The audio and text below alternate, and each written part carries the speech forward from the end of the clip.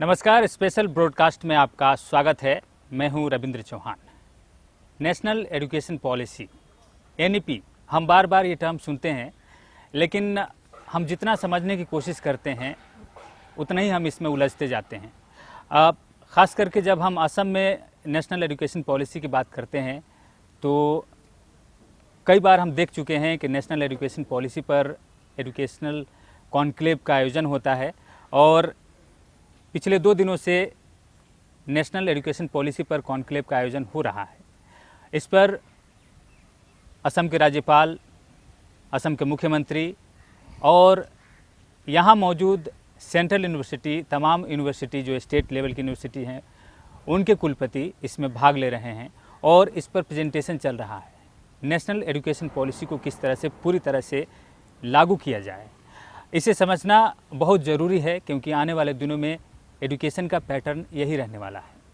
National education policy को समझने के लिए हमें ज़रूरत होगी विशेषज्ञ की, और आज हमारे साथ एक विशेषज्ञ मौजूद हैं। वो और कोई नहीं बल्कि असम यूनिवर्सिटी के vice chancellor professor Raju Mohan Pant. Professor Raju Mohan Pant, कार्यक्रम में आपका स्वागत है। इस कार्यक्रम में हम बातचीत के दौरान प्रोफेसर राजू मोहन पंत के ज़रिए समझेंगे कि नेशनल एजुकेशन पॉलिसी क्या है और हम इस पर कितना आगे तक बढ़ चुके हैं और किस तरह की तैयारी है प्राथमिक स्तर से लेकर हायर लेवल तक। प्रोफेसर राजू मोहन पंत को ज़्यादा दिन नहीं हुए हैं कुलपति के रूप में पदभार ग्रहण किए हुए, 1 साल कुछ महीने हुए हैं, और इतने दिनों में इन्होंने क्या बदलाव किया है और इनके आने से पहले यूनिवर्सिटी की क्या स्थिति थी। तो चलिए बातचीत की शुरुआत करते हैं। नेशनल एजुकेशन पॉलिसी को लागू करने की बात की जा रही है, हम कहाँ तक बढ़े हैं सर इस मामले में? जो राष्ट्रीय शिक्षा नीति है ये बहुत ही एक, मैं कहूँगा कि क्रांतिकारी कदम है। इससे पहले भी 2 बार प्रयास हुए थे, कोठारी कमीशन का, और उसके बाद एक और प्रयास हुआ था, नई शिक्षा नीति आई थी, और दोनों ही शिक्षा नीति बहुत अच्छी थी। और अभी ये जो राष्ट्रीय शिक्षा नीति 2020 है, ये एक, मैं कहूँगा, क्रांतिकारी कदम है, क्योंकि इसमें जो भारत की जो अपनी गरिमा जो थी पुरानी, उसको लौटाने का प्रयास है। और भारत केंद्रित है, भारतीयता केंद्रित है, भारतीय संस्कृति पर आधारित है और देश का सम्मान बढ़ाने वाली नीति है। पहले की जो हमारी शिक्षा नीति थी बहुत अच्छी थी, पर किन्हीं कारणोंवश उनको हम पूरी तरह से उतार नहीं पाए, कार्यान्वयन में कहीं समस्या आई और इस वजह से हमारी शिक्षा नीति बहुत आगे नहीं बढ़ पाई। ये शिक्षा नीति बहुत ही क्रांतिकारी है, और जब भी कोई हम नया बदलाव लाने का प्रयास करते हैं समाज में, तो सबसे पहला कदम उसमें ये होता है कि जो टॉप लीडरशिप का कमिटमेंट, और वो हमें देखने को मिल रहा है। मैं आपको बताना चाहूँगा कि पिछले साल वाराणसी में एक पूरे भारत के कुलपतियों को और अनेक संस्थानों के निदेशकों को वहाँ बुलाया गया था, और 3 दिन का एक कन्क्लेव हुआ था, जिसमें कि प्रधानमंत्री जी स्वयं आए थे और हमारे मिनिस्ट्री ऑफ एजुकेशन के तीनों मंत्री वो 3 दिन की कन्क्लेव में बैठे, और जो उत्तर प्रदेश की राज्यपाल थी आनंदीबेन पटेल जी, वो भी 3 दिन वहाँ रहीं, और पूरा उस पर चर्चा हुई कि किस प्रकार से हम इसको कार्यान्वित करेंगे, इस शिक्षा नीति को। तो मैं कहता हूँ कि जो बदलाव का सबसे पहला चरण है कि जो टॉप लेवल का कमिटमेंट, वो हमें नज़र आया, और इसीलिए मैं बहुत सभी आशान्वित हैं कि ये शिक्षा नीति लागू होगी। दूसरी चीज़, जब हम बदलाव लाते हैं समाज में, तो उसमें दूसरा एक प्रीरिक्विजिट की ये भी है कि सारी रिसोर्सेज को यूज़ करने के लिए टॉप लेवल को तैयार रहना चाहिए, और वो हो रहा है। अभी आपने देखा होगा कि असम में 3 कन्क्लेव इस प्रकार की हो चुकी हैं जी। एक बार हमारे माननीय मंत्री जी धर्मेंद्र प्रधान जी आए थे, उनके समय में एक यहाँ पर इसका प्रयास हुआ था, फिर दोबारा कन्क्लेव हुई, और अभी ये कन्क्लेव चल रही है। मैं यहाँ के मुख्यमंत्री जी का आभार व्यक्त करना चाहूँगा कि बहुत ही समर्पित हैं इस नई शिक्षा नीति को लाने के लिए। और आज हमारे राज्यपाल महोदय भी पिछले 2 दिन से इस निरंतर बैठे रहे, पूरे इसके प्रयास सारे विश्वविद्यालयों के लोगों से जानकारी लेते रहे कि कितने कदम हम आगे बढ़े हैं। तो ये जो समर्पण दिख रहा है वो एक इस कार्यान्वयन की दिशा में बहुत ही बड़ा कदम है। ये इसी साल से 2023 से ये पूरे असम में, पूरे देश में ही नई शिक्षा नीति लागू हो जाएगी। जी, आपने कहा कि टॉप लेवल को तैयार रहना चाहिए, इस तरह की कोशिशें की जा रही है। जो प्राथमिक स्तर से बदलाव होने चाहिए ताकि यूनिवर्सिटी लेवल तक छात्रों को असुविधा न हो। उसके लिए क्या ज़रूरी है? जब छात्र यूनिवर्सिटी में दाखिला लेने जाते हैं वो पूरी तरह से तैयार हो एनईपी के दायरे में रहकर। आज हम देख रहे हैं कि एक जनरेशन पीछे छूट रहा है। अगर एनईपी को आज हम लागू करते हैं तो एक जनरेशन ऐसा होगा हमारे पास जो उसको कठिनाई की सामना करना पड़ेगा, क्योंकि वो जब तक समझेगा तब तक एनईपी लागू हो चुका है और उसे कई बार समस्याएं झेलनी पड़ सकती है। लेकिन इसके कुछ साल बाद जो नई जनरेशन आएगी, प्राथमिक स्तर से जो बदलाव होंगे उनको कोई दिक्कत नहीं होने वाली है।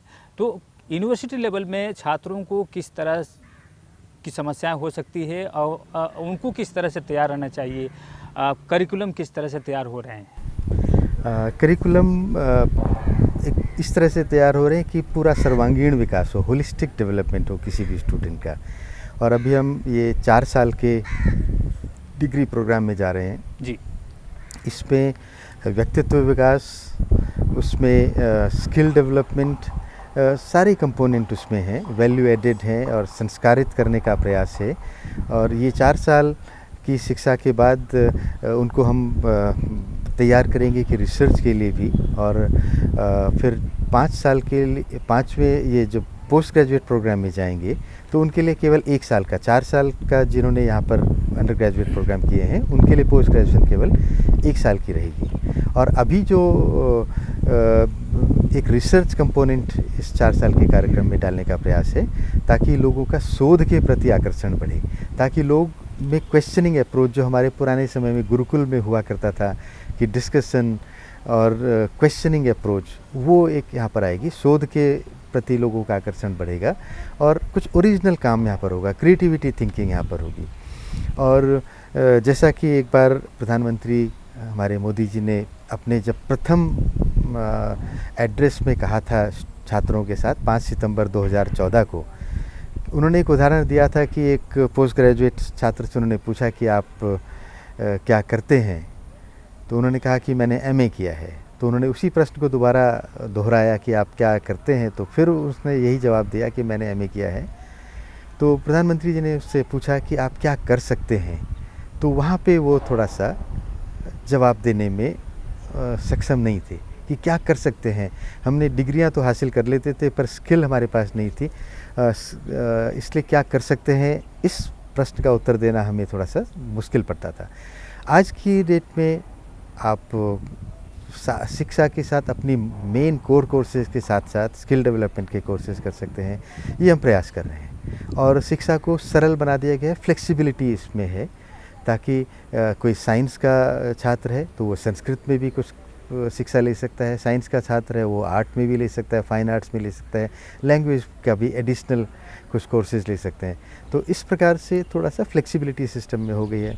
और दूसरा कि पहले क्या होता था कि हम डिवाइड कर लेते थे कि science stream, art stream, commerce stream. तो यदि साइंस का छात्र है तो उसको फिजिक्स, केमिस्ट्री, मैथ्स या फिजिक्स, केमिस्ट्री, बायोलॉजी, इसी तरह के सीमित चॉइसेस होती थी। अभी वो फिजिक्स, केमिस्ट्री, अर्थशास्त्र भी ले सकते हैं, फिजिक्स, केमिस्ट्री, पॉलिटिकल साइंस भी ले सकते हैं, फिजिक्स, केमिस्ट्री, हिस्ट्री भी ले सकते हैं। ऐसे ही कोई दूसरे लोग साइंस के सब्जेक्ट ले सकते हैं, आर्ट्स के स्टूडेंट साइंस के सब्जेक्ट्स ले सकते हैं। तो अभी ये इसमें काफ़ी फ्लेक्सिबिलिटी हो गई है।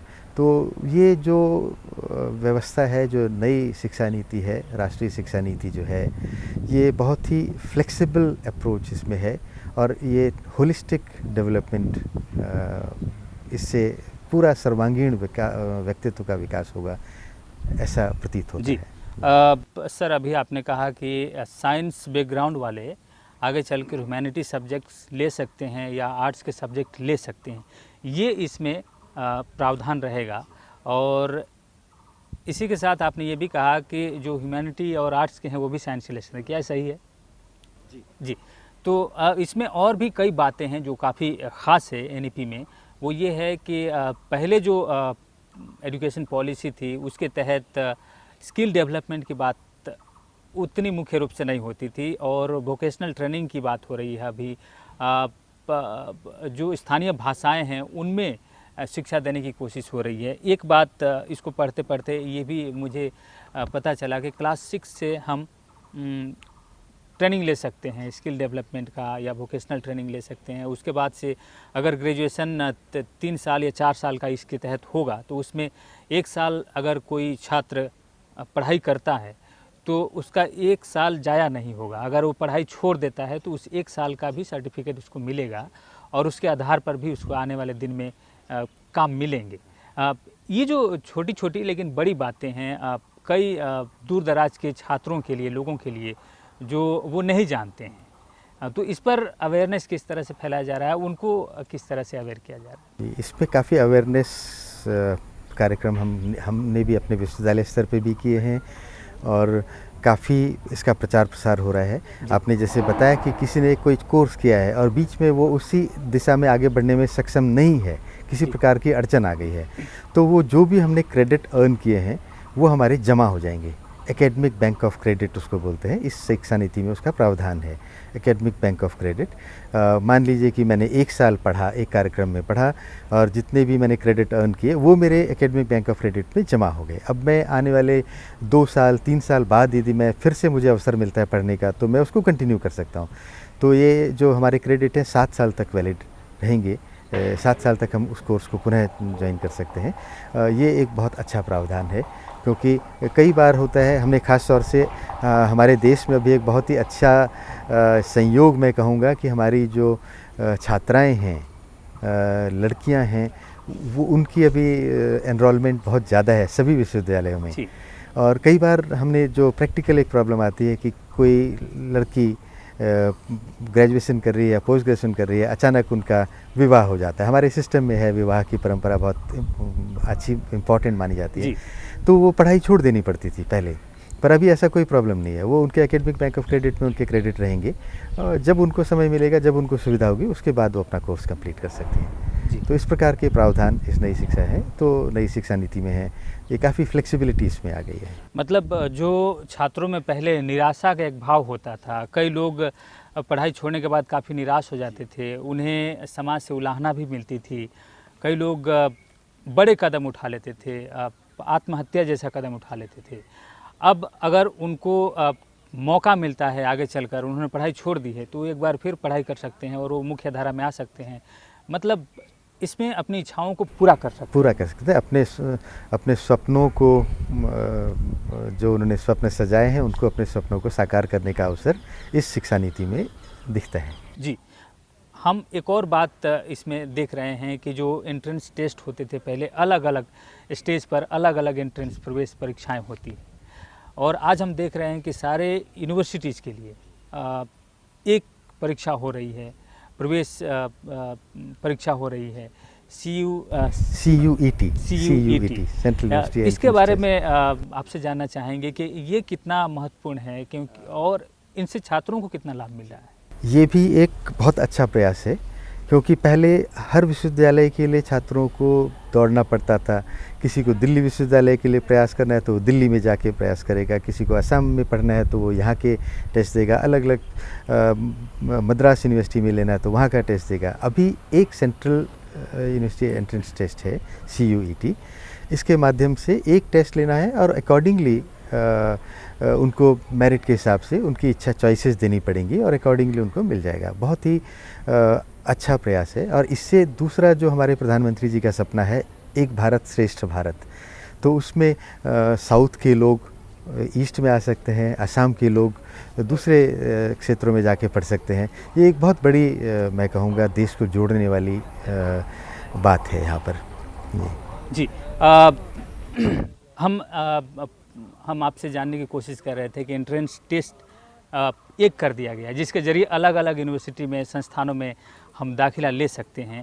क्या ये सही है कि जो कुछ दिन पहले तक हम छात्रों को देखते थे, एक तरह से कंपटीशन होता था, प्रतियोगिता होता था कि वो दिल्ली के अलग अलग कॉलेजों में दाखिला लेने के लिए परसेंटेज की ओर भागते दौड़ते थे, और भी आईआईटीज़ में दाखिला हो या दूसरे संस्थान में दाखिला हो, क्या ये उसकी जो खाइयाँ हैं उसको भी पाट रहा है? ये CUET की अगर हम बात कर रहे हैं उसके ज़रिए जी।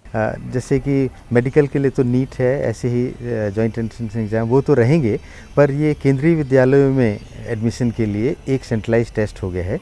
इससे सारे ही केंद्रीय विद्यालय में एडमिशन के लिए सुविधा हो जाएगी जी। हाँ।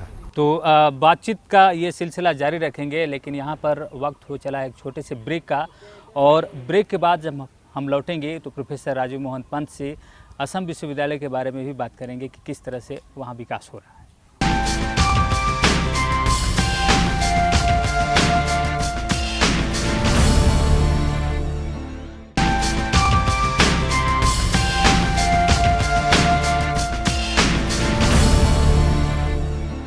तो ब्रेक के बाद आपका स्वागत है। आज हमारे साथ एक ख़ास मेहमान हैं और स्पेशल ब्रॉडकास्ट में हमारे साथ असम यूनिवर्सिटी के vice chancellor professor Rajiv Mohan Pant sir हैं। उनसे हम बहुत सारी चीज़ों को जान रहे हैं, एक नेशनल एजुकेशन पॉलिसी के बारे में, और विश्वविद्यालय स्तर पर किस तरह की प्रगति हुई है असम विश्वविद्यालय की। और प्रोफेसर राजीव मोहन पंत, आपके विश्वविद्यालय में आए 1 साल कुछ महीने हुए हैं, लेकिन इस बीच हमने देखा कि 2 कन्वोकेशन हो गए। आपने यहाँ आने के बाद किस तरह का बदलाव देखा है? जो आप चाह रहे थे क्या वो कर पा रहे हैं, और जो आपके आने से पहले यहाँ आपने देखा उसमें किस तरह के चेंजेस हुए हैं? मैं ये कहना चाहूँगा कि जो बराक वैली है बहुत ही समृद्ध है, बहुत ही इनका रिच कल्चरल हेरिटेज है, और पढ़ाई के क्षेत्र में काफ़ी अग्रणी है। और ये मैं अपने पुराने वाइस चांसलर्स को भी पूरा क्रेडिट देना चाहूँगा, जिन्होंने कि इस विद्यालय को इस स्तर पर बनाया है। और हमारे पास बहुत अच्छी फैकल्टी है, हमारे पास बहुत ही कमिटेड वर्कर्स हैं, जिनके सहयोग से हम लोग बहुत तेज़ी से आगे बढ़ रहे हैं। जैसा आपने बताया कि 2 कन्वोकेशन हो चुके हैं, और हम अब कन्वोकेशन के लिए एक फ़िक्स तिथि निर्धारित करेंगे, और हर साल जनवरी या फरवरी के महीने में, अब ये डिसाइड होना है, हम लोग साल में एक निश्चित तिथि पर कन्वोकेशन करेंगे, और ये एक रूटीन चीज़ हो जाएगी। दूसरा कि हमारे लगभग 13-14 करोड़ रुपए के प्रोजेक्ट्स हमारे पास हर साल आ रहे हैं। ऑन एन एवरेज 13-14 करोड़ रुपए के रिसर्च प्रोजेक्ट्स हमारे पास आ रहे हैं रिसर्च के क्षेत्र में। और हमारे जो करीब 750 रिसर्च पेपर्स हर साल हमारे यहाँ निकल रहे हैं, और बहुत ही अच्छे इम्पैक्ट फैक्टर के साथ। मैं कहूँगा कि रिसर्च के क्षेत्र में हमारे यूनिवर्सिटी बहुत अच्छा प्रयास कर रही है। नए नए कोर्सेज़, हम स्किल डेवलपमेंट के कोर्सेज़ हम ला रहे हैं, और मल्टी डिसिप्लिनरी कोर्सेज़ भी ला रहे हैं। आपको जान के खुशी होगी कि हमारे संस्कृत डिपार्टमेंट और फिजिक्स डिपार्टमेंट मिलकर 7 PhD करा रहे हैं। हमारे संस्कृत डिपार्टमेंट में अभी हम लोग कुछ जो स्किल डेवलपमेंट के कोर्सेज, जैसे कि आपने देखा होगा आजकल ये कर्मकांड की जो के लिए पंडित आपको नहीं मिलते, या ऐसे ही ज्योतिष विज्ञान जो है आजकल ज्योतिषी लोगों का मिलना कम हो गया है। हमारे संस्कृत विभाग इस पे छोटे short term courses, certificate courses में चालू कर रहे हैं। ऐसे ही हमारी जो परफॉर्मिंग आर्ट डिपार्टमेंट है और मास कम्युनिकेशन है, ये भी छोटे छोटे सर्टिफिकेट कोर्सेज भी ला रहे हैं, ताकि जो लोग पोस्ट ग्रेजुएशन या बड़ी डिग्री नहीं लेना चाहते तो छोटी डिग्री के साथ भी स्किल डेवलपमेंट में अपना ये लोग काम कर सकते हैं। विजुअल आर्ट्स डिपार्टमेंट हमारा है, जो कि वहाँ की डाइंग एक आर्ट है, सोहरा आर्ट, जो कि सिलहट की सोहरा आर्ट, उसको प्रमोट कर रहे हैं, बहुत एग्रेसिवली प्रमोट कर रहे हैं। ये तो मैंने छोटे 2-3 प्रयास बताए आपको, पर ये हर विभाग अपने अपने काम में बहुत तेज़ी से आगे बढ़ रहा है। तो कई सारे सर्टिफिकेट प्रोग्राम्स हम लोग लॉन्च करने जा रहे हैं। लैंग्वेजेस हमारा एक बहुत ही स्ट्रॉन्ग पॉइंट है। हमारे साइंस डिपार्टमेंट बहुत अच्छी रिसर्च कर रहे हैं। लैंग्वेज हमारा एक बहुत समृद्ध मेजर इंडियन लैंग्वेजेस, जो जिसपे कि अभी नई शिक्षा नीति का काफ़ी जोर है, वो हमारी एक स्ट्रेंथ है। मैं कहूँगा हमारे पास अनेक भाषाएं हैं और इंटरनेशनल लैंग्वेजेस भी हमारे यहाँ हैं, तो ये हमारा एक बहुत स्ट्रॉन्ग पॉइंट है जी। इसके अलावा जो हमने जैसे ये जो नई शिक्षा नीति है, राष्ट्रीय शिक्षा नीति है, ये थोड़ा सा देशभक्ति का भाव लाने का प्रयास कर रही है, हमें भारतीयता का गौरव हो। तो उसी उसमें हमने एक वॉर म्यूज़ियम हमने बनाया है। आपको याद होगा कि 1971 में 1971 में उस बांग्लादेश फ्रंट पर, ईस्टर्न फ्रंट पर बहुत बड़ा युद्ध हुआ था और ये युद्ध भूमि बनी थी। तो उसमें शहीदों का, हमारे जो सेनाओं का जो शौर्य था, उसको हमने हाईलाइट करने के लिए एक वॉर म्यूज़ियम बनाया है। आज़ादी के लिए हमारी जनजाति के लोगों ने अपनी कुर्बानियाँ दी, क्रांतिकारी जो थे उनके लिए भी हमने एक म्यूज़ियम बनाया है, ताकि लोग जान सकें कि आज हम आज़ाद हैं तो किन की वजह से आज़ाद हैं। हमारे दूर दराज के जो जनजाति के लोग हैं उनका कितना बड़ा उसमें योगदान था, उसके लिए हमने एक म्यूज़ियम बनाया है। पर्यावरण की दिशा में हमारा एक नक्षत्र वाटिका हमने बनाई है अभी इसी वर्ष, जिसमें कि हमारी संस्कृति में जो पर्यावरण का संरक्षण हमारी संस्कृति का एक अभिन्न हिस्सा रहा है। हमारे 12 राशियाँ, 27 नक्षत्र, और हर नक्षत्र और राशि के लोगों के लिए आवश्यक था कि वो कुछ प्रजातियों को संरक्षित करें। तो उसका हमने एक मॉडल हमारे विश्वविद्यालय में बनाया है, जिससे काफ़ी स्कूल और कॉलेजेस के बच्चे आते हैं देखने, और जिससे कि लोगों को प्रेरणा मिलती है। हमारे यहाँ चूँकि बहुत सारे जो लोग हैं जिनको कि कॉम्पिटिटिव एग्ज़ाम्स की तैयारी करने के लिए अवसर नहीं मिल पाते, दूर दूर जाना पड़ता था, उनके लिए हमने doctor Ambedkar centre of excellence हमें मिला है, जिसमें कि हम SC/ST कम्युनिटीज़ के लोगों के लिए तैयार कर रहे हैं उनको कॉम्पिटिटिव एग्ज़ाम्स के लिए। हमें doctor Ambedkar chair of excellence भी मिली है, डॉक्टर अंबेडकर चेयर मिली है। Doctor Ambedkar centre of excellence के अलावा डॉक्टर अंबेडकर चेयर भी मिली है, जिसमें कि अंबेडकर जी की जो सोच थी उसको हम उस पर शोध कर सकें। और अभी जैसा कि मैंने कहा था कि शिक्षा नीति जो है, हमारी जो पौराणिक समृद्धता थी, हमारी ज्ञान की परंपरा बहुत समृद्ध थी और भारत विश्वगुरु के रूप में प्रतिष्ठित था। तो भारत में भी ये चीज़ पुनर्स्थापित करने की प्रयास चल रहे हैं। और centre for Indian knowledge system, जो कि बहुत ही प्रेस्टीजियस सेंटर है, हमें काफ़ी कंपटीशन के बाद 13 विश्वविद्यालयों को, 13 इंस्टीट्यूशंस को ये सेंटर मिला, और उसमें असम विश्वविद्यालय एक है। और मुझे बहुत ही हर्ष होता है कहते हुए कि हमारा सेंटर बहुत अच्छा काम कर रहा है, और उसको हम नए लेवल पर ले जाने का प्रयास कर रहे हैं। जी, प्रोफेसर राजीव मोहन पंत, आपके आने के बाद जो बदलाव हुए हैं या आप अपने प्रयास से कर रहे हैं, उसके बारे में काफ़ी आपने विस्तार से बताया है, और उन सारी चीज़ों को एक साथ मैं याद नहीं कर पा रहा हूँ, लेकिन कुछ एक चीज़ें जो मुझे समझ में आ रही है। कई एक डिपार्टमेंट हैं जो विशेष तौर पर अपने अपने क्षेत्र में काम कर रहे हैं। विजुअल आर्ट्स का आपने जिक्र किया, वार मेमोरियल जो वार म्यूज़ियम है इसका आपने जिक्र किया। असम विश्वविद्यालय की अगर हम लोकेशन की बात करें तो ऐसे जगह पर है जहाँ पर मणिपुर, असम, मिजोरम, त्रिपुरा और भी मेघालय, इनके छात्र वहाँ पर एक साथ देखने को मिल जाते हैं। ऐसा कम ही कोई विश्वविद्यालय है जहाँ पर इतने राज्यों के एक साथ छात्र, ये जो कल्चर है हम देखते हैं, मतलब आसपास पड़ोसी राज्यों के कल्चर एक साथ हम देख पाते हैं। और जो भूमिका रही है भारत की आज़ादी में, या जो हमारा कल्चरल हेरिटेज है, किस तरह से इसका इवोल्यूशन हुआ है, उद्भव हुआ है, उसका एक नमूना असम विश्वविद्यालय में देखने को मिल सकता है। विजुअल आर्ट्स के बारे में क्योंकि काफ़ी लोग नहीं जानते हैं, असम विश्वविद्यालय का जो डिपार्टमेंट है, अगर हम बात करें नॉर्थ ईस्ट की तो IIT गुवाहाटी, उसके बाद तेजपुर यूनिवर्सिटी में डिज़ाइन डिपार्टमेंट है।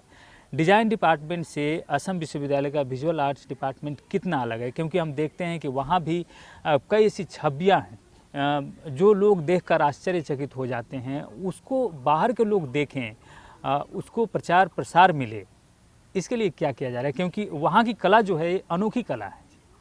आपने तेजपुर का जिक्र किया, हर स्थान की अपनी विशेषता होती है।